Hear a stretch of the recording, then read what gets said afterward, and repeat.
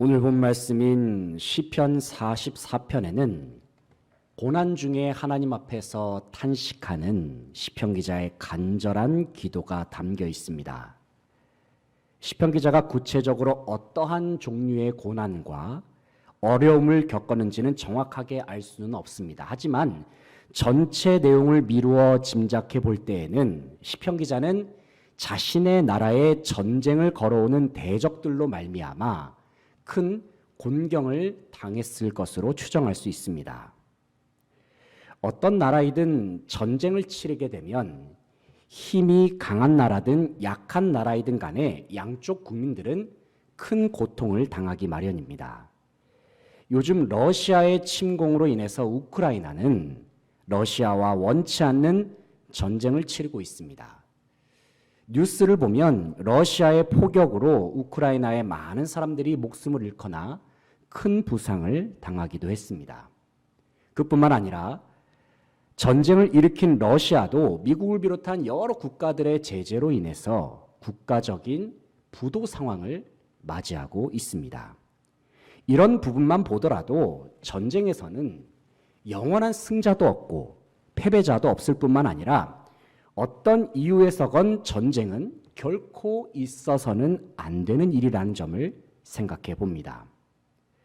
전쟁의 승패는 일반적으로 싸움을 치르는 두 나라 간의 힘의 무게가 어느 쪽으로 기울었느냐에 따라서 결정되는 것이 보통입니다. 하지만 지난 역사를 되돌아보면 때로는 힘이 약한 나라가 강대국을 상대로 큰 승리를 거뒀던 경우도 종종 찾아볼 수 있습니다. 우리나라 역사 속에서도 고구려의 을지문덕 장군이 수나라 대군을 상대로 큰 승리를 거뒀던 역사가 있습니다. 그 전쟁을 가리켜서 우리는 살수대첩이라고 부릅니다. 역사 자료에 따르면 당시 고구려를 침공한 수나라 군사는 약 30만 명 정도였고 그에 대항하는 고구려 군사는 그의 10분의 1인 3만 명에 불과했다고 합니다. 3만 명의 군대가 그 10배에 달하는 30만 명의 군대를 이긴다는 것은 거의 불가능에 가까운 일입니다. 하지만 역사 속에서는 힘이 약한 나라가 강력한 힘을 지닌 나라를 이기는 일들이 간간히 일어나곤 했습니다. 고대 히브리 지방에 위치한 이스라엘, 하나님께서 친히 세우시고 다스리는 나라였습니다. 하지만 이스라엘의 땅덩어리를 생각해 본다면 주변 나라들에 비해서 매우 작은 편이었고 나라의 국력 또한 다른 나라들에 비해서 강한 힘을 가졌다고 보기는 어렵습니다. 그래서 이스라엘은 주변을 둘러싸고 있는 강대국들, 예를 들면 애굽이나 블레셋, 아수르와 바벨론과 같은 나라들로부터 많은 침략을 당하기도 했습니다. 하지만 놀랍게도 이스라엘은 전쟁과 같은 수많은 국가적인 위기 속에서도 기적적으로 모든 어려움을 이겨냈습니다. 그리고 이스라엘은 오랜 시간 동안 역사의 한복판에서 끝끝내 생존할 수 있었습니다. 이스라엘 사람들은 그들 스스로가 지난 역사를 돌아보았을 때에 자신들은 하나님의 도우심이 아니고서는 결코 모든 위기를 극복할 수 없었음을 그들 스스로가 너무나도 잘 알고 있었습니다. 왜냐하면 아무리 생각해 보아도 수많은 강대국들 사이에서 작은 나라인 이스라엘이 살아남는다는 것은 현실적으로 매우 어려운 일이었기 때문입니다. 이스라엘은 하나님의 큰 도움을 받는 나라였습니다. 하나님께서는 언제나 강하고 기이한 능력으로 이스라엘을 지켜주셨고 그들이 치르는 전쟁 속에 승리를 허락하셨습니다. 하지만 아무리 하나님께서 이스라엘을 도와주신다 하더라도 전쟁과 같은 국가적인 큰 위기를 겪는 것은 그들 입장에서는 매우 감당하기 어려운 일이었습니다. 왜냐하면 전쟁은 사람이 사느냐 죽느냐, 나라가 흥하느냐 망하느냐의 문제를 결정하는 중대한 사건이기 때문입니다. 그런데 놀랍게도 시편 기자는 이처럼 불안하고도 위태로운 상황 속에서 살아계신 하나님께 대한 믿음의 끈을 놓지 않습니다. 왜냐하면 시편 기자에게는 지난 역사 속에서 하나님께서 이스라엘에게 어떻게 역사하셨는지에 관한 기억이 확실하게 자리 잡고 있었기 때문입니다. 사랑하는 성도 여러분, 인생의 고난과 함께 우리가 속한 공동체가 어려움을 당할 때에 우리는 어떻게 해야 할까요? 바로 우리는 살아계신 하나님의 역사하심, 살아계신 하나님을 우리는 기억할 수 있어야 합니다. 다시 말해서 살아계신 하나님께서 우리와 함께 하셨던 기억, 하나님께서 우리의 삶 속에 어떠한 일들을 행하셨는지에 대한 기억이 언제나 우리의 마음속에 저장되어 있어야 한다는 사실입니다. 그렇다면 어떠한 상황 속에서도 하나님을 기억하고 또 하나님의 구원의 역사를 기억해내려면 우리는 어떻게 해야 할까요?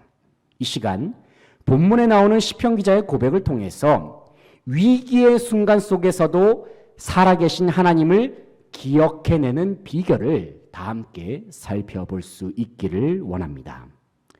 첫째는 자손들에게 하나님께서 행하신 일들을 전해야 합니다. 1절 말씀 다 함께 읽어보겠습니다. 1절 시작. 하나님이여 주께서 우리 조상들의 날 곧 옛날에 행하신 일을 그들이 우리에게 일러주매 우리가 우리 귀로 들었나이다. 아멘. 1절을 보면 하나님이여 주께서 우리 조상들의 날 곧 옛날에 행하신 일을 그들이 바로 조상들이 우리에게 일러주매 우리가 귀로 들었나이다 말씀합니다. 1절 시작 부분에서 시편 기자는 하나님이여 라는 말로 살아계신 하나님을 부릅니다. 그런데 1절에 나오는 하나님이여 라는 표현을 가리켜서 성경 원문은 전능하신 하나님을 뜻하는 히브리어 단어 엘로힘을 사용하고 있습니다. 그러니까 시편 기자는 국가적인 위기를 겪고 있는 상황 속에서 이스라엘을 구원하시는 하나님은 전능하신 분이라고 선포했다는 사실입니다. 그러면서 시편 기자는 1절에서 조상들로부터 전능하신 하나님께서 이스라엘을 지켜주신 이야기, 전능하신 하나님께서 이스라엘에게 행하신 일들을 자신의 귀로 들었다 고백합니다. 여기서 우리는 시편 기자가 살아계신 하나님을 전능하신 하나님이라고 고백한 그 근거를 찾을 수가 있습니다. 그것이 무엇입니까? 그것은 바로 살아계신 하나님에 관하여 조상들로부터 귀로 들은 말씀입니다. 다시 말해서 시편 기자가 가지고 있었던 믿음의 근거는 바로 귀로 들려지는 하나님의 말씀이었다는 사실입니다. 로마서 10장 17절 말씀을 보면 사도 바울이 이렇게 말씀합니다. 그러므로 믿음은 들음에서 나며 들음은 그리스도의 말씀으로 말미암았느니라. 잠시 사도 바울이 전한 말씀을 통해 우리가 가지고 있는 믿음의 근거를 생각해 볼 수 있기를 원합니다. 여러분, 저와 여러분의 마음속에 있는 믿음은 어떻게 생겨났습니까? 바로 그 옛날 누군가가 우리에게 전해준 하나님의 말씀, 즉 그리스도의 복음이 있었기 때문에 우리는 지금 이 순간 살아계신 하나님을 믿음으로 바라보면서 예배하는 줄로 믿습니다. 오늘 본문 속에서 시편 기자가 그래도 인생의 극심한 위기 속에서 믿음의 눈을 가지고 살아계신 하나님을 바라볼 수 있었던 이유는 조상들이 그에게 들려주었던 하나님에 관한 말씀이 있었기 때문입니다. 사랑하는 성도 여러분, 이런 점에서 우리는 우리가 믿는 하나님에 관한 소식을 우리의 이웃들에게 들려주어야 합니다. 특별히 우리의 다음 세대라 할 수 있는 자녀들의 귓가에 하나님의 말씀을 들려주는 일에 우리는 더욱 힘써야 합니다. 하나님이 어떤 분이신지 자녀들에게 들려주시기 바랍니다. 하나님이 여러분의 삶 속에 어떠한 일들을 그동안 행하셨는지 자녀들에게 반복해서 들려주시기 바랍니다. 우리의 자녀들에게 그리고 더 나아가 우리의 모든 이웃들에게 하나님께서 행하신 일들을 들려줌으로써 모두 다 함께 하나님에 관한 기억을 가지고 믿음의 눈으로 주님을 바라볼 수 있는 모든 성도들 되시기를 간절히 바랍니다.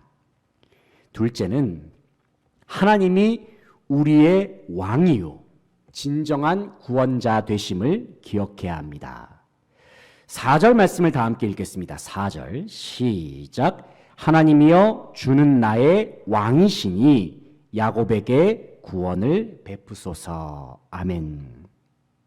4절을 시작할 때에도 시편 기자는 하나님이여 라는 호칭 엘로힘을 사용하고 있습니다. 하나님이 전능하신 분이라는 뜻이죠.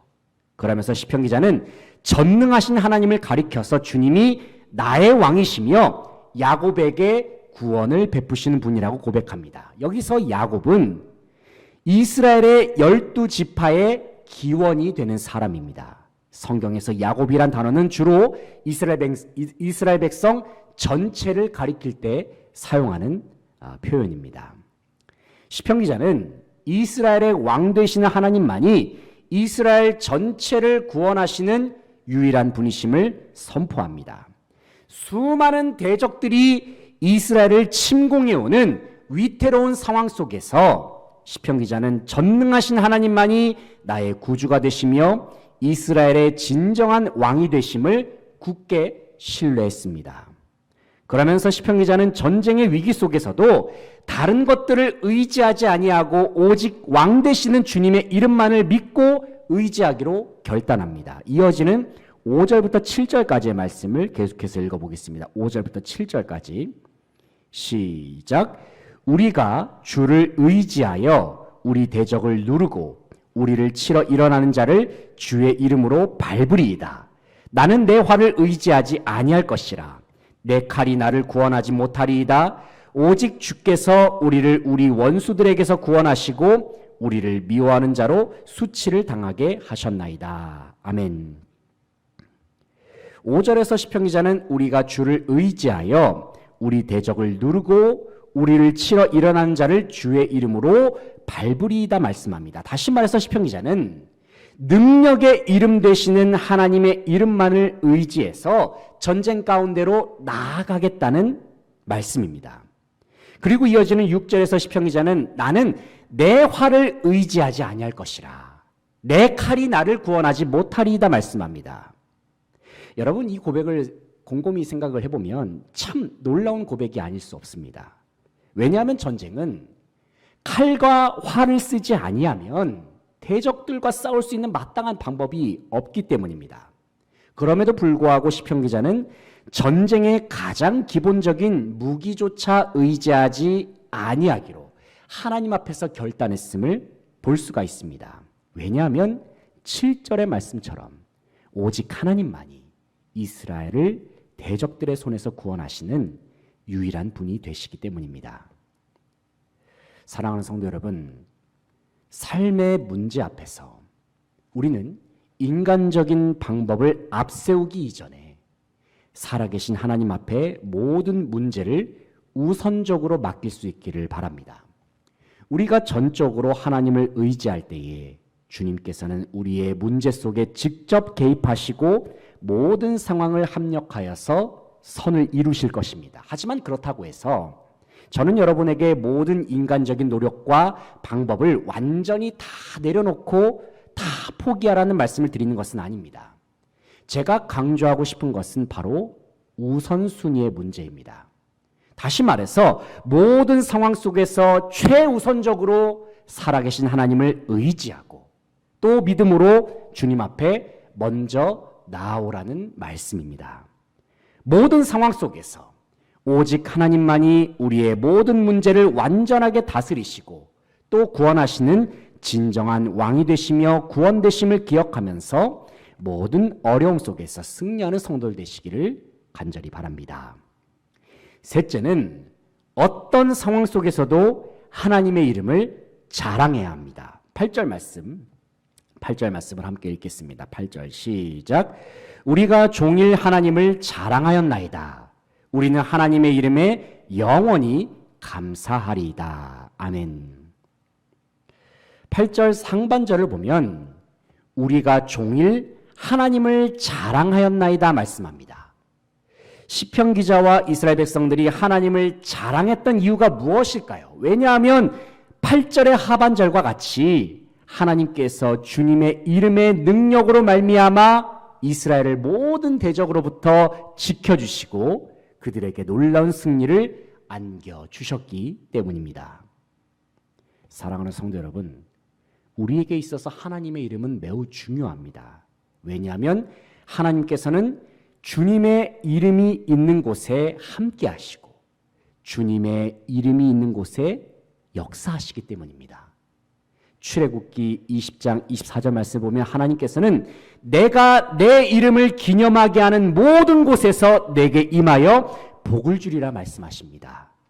또 열왕기상 9장 3절에서는 하나님의 이름을 둔 성전을 가리켜서 이렇게 말씀하십니다. 나는 내가 건축한 이 성전을 거룩하게 구별하여 내 이름을 영원히 그곳에 두며 내 눈길과 내 마음이 항상 거기에 있으리니 말씀합니다. 그 옛날 구약시대 때의 성전은 솔로몬이 건축한 성전이지만 오늘날의 성전은 예수 그리스도를 믿는 우리 각 사람이 바로 성전된 존재인 줄로 믿습니다. 그렇기 때문에 성전된 저와 여러분의 마음에는 하나님의 이름이 있습니다. 하나님의 이름이신 예수 그리스도의 이름이 우리의 마음속에 새겨져 있습니다. 우리는 성전이기 때문입니다. 그래서 하나님의 이름이 새겨진 우리에게는 하나님의 눈길이 집중되어 있고 또 하나님의 마음이 우리의 삶 전체를 감싸고 있습니다. 왜냐하면 하나님의 관심은 오직 하나님의 이름이 새겨져 있는 곳을 향하여 있기 때문입니다. 이스라엘이란 나라가 오랜 역사 속에서 나라가 보존되고 또 수많은 전쟁에서 승리를 거둘 수 있었던 이유는 그들의 중심에 하나님의 이름이 있었기 때문입니다. 그래서 시편 기자는 8절 하반절에서 온 세계와 열방 가운데 하나님의 이름을 다음과 같이 당당하게 자랑합니다. 우리는 하나님의 이름에 영원히 감사하리이다. 이스라엘이 하나님을 자랑했던 이유가 무엇입니까? 왜냐하면 그들이 구원받고 승리를 거둘 수 있었던 비결은 칼과 활이 아니라 전능하신 하나님의 이름의 능력이었기 때문입니다.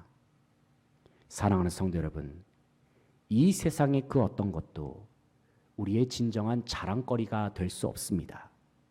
우리에게 참된 승리를 허락하시고 참된 구원을 허락하시는 살아계신 하나님의 이름만이 우리의 자랑거리요 의지하고 기댈 수 있는 유일한 이름 되시는 줄로 믿습니다.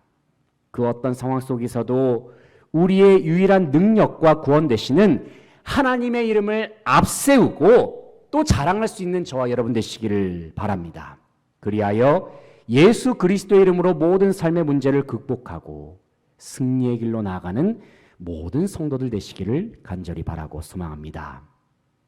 사랑하는 성도 여러분, 우리의 인생의 모든 상황 속에서 살아계신 하나님을 기억해낼 수 있는 저와 여러분 되시기를 소망합니다.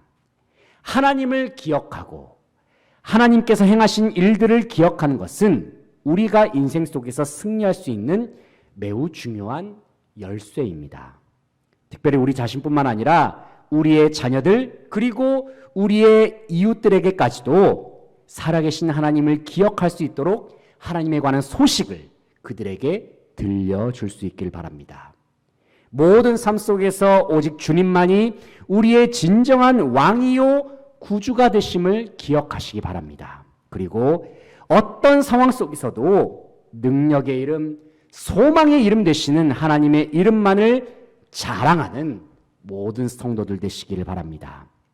우리에게 주어진 삶 속에서 하나님을 기억해내기에 힘쓰는 성도들이 되어서 전능하신 하나님의 능력으로 모든 삶 속에서 예수의 이름으로 진정한 승리를 거두는 저와 여러분 되시기를 간절히 바라고 소망합니다. 함께 기도하시겠습니다.